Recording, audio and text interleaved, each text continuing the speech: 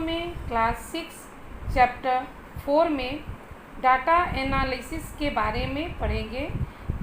Spreadsheet में data analysis क्या होता है इसमें हम डिस्कस करेंगे। इस वीडियो को आप ध्यान से सुने और समझें। डेटा एनालिसिस मीन्स मैथमेटिकल और statistical analysis, long calculation, comparison between different set of data, graphical representation of data are the tasks that produce necessary and useful information.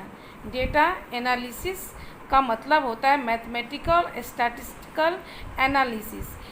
मतलब मैथमेटिकल और आंकड़ों का एनालिसिस का मतलब होता है विश्लेषण करना, साथ साथ long calculation, comparison set of data का कंपैरिजन करना, फिर उस डेटा को ग्राफिकल रिप्रेजेंटेशन में दिखाना, जैसे कि चार्ट के माध्यम से।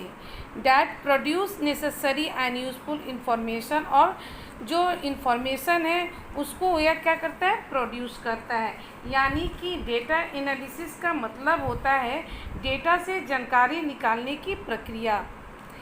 इन spreadsheet package A user can arrange and store data in proper way and also make of formula and function to compute and analysis the data different way. Spreadsheet आप पिछले chapter में, आप 3 चैप्टर में spreadsheet के बारे में पढ़े हैं।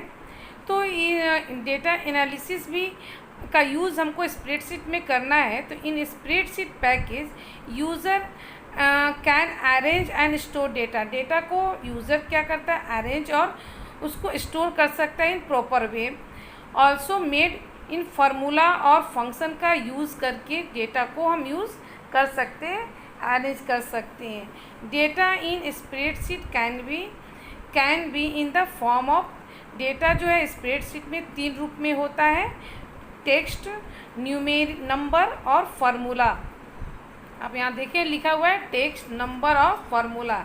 अभी हम टेक्स्ट के बारे में पढ़ रहे हैं। Text is generally use as heading for identification of data in worksheet. Text का यूज़ हम ज़्यादातर वर्कशीट में हेडिंग देने के लिए यूज़ करते हैं। जैसे कि अगर रिज़ल्ट में बनाना है, रिज़ल्ट शीट हम बना रहे हैं, तो स्टूडेंट का नाम हुआ, उसका सब्जेक्ट का नाम है, तो उसको वह जो लिखते हैं वो अल्फ़ाबेटिकली लिखते हैं। तो हेडिंग के लिए हम टेक्स्ट का यूज़ करते हैं, जो आइडेंटिफिकेशन होता है। It can be form of alphabets, number and some special character.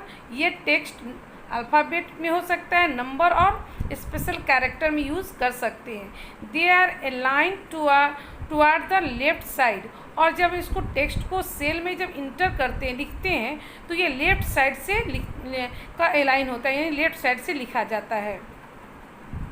उसके बाद है number. Number is the form of numeric value for doing mathematical calculation. Number जो होता है वो न्यूमेरिक वैल्यू, यानी 0 to 9, इसका इस्तेमाल हम मैथमेटिकल कैलकुलेशन में करते हैं। इट कंसिस्ट 0 to 9, या 0 से 9 से ये बना हुआ है number. They are align toward the right side of the cell. इसको जब हम इंटर करते हैं सेल में, तो ये राइट साइड से लिखा जाता है। उसके बाद है formula. Formula are use to perform mathematical calculation such as addition, subtraction, multiplication और डिवीज़न।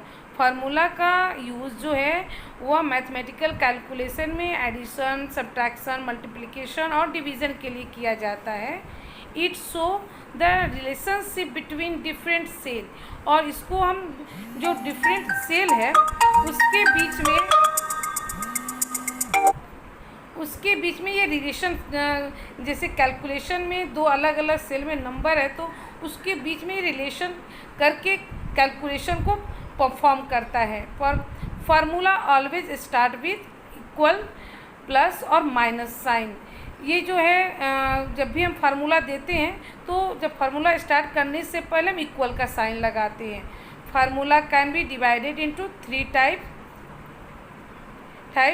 पहला है फार्मूला विथ सेल एड्रेस, दूसरा है फार्मूला विथ सेल नेम, तीसरा है फार्मूला विथ इनबिल्ट फंक्शन। ये 3 तरह से हम फार्मूला का यूज़ करके कैलकुलेशन में मैथमेटिकल कैलकुलेशन में यूज़ करते हैं। तो अगले वीडियो में हम पढ़ेंगे फार्मूला विथ सेल एड्रेस के बारे में।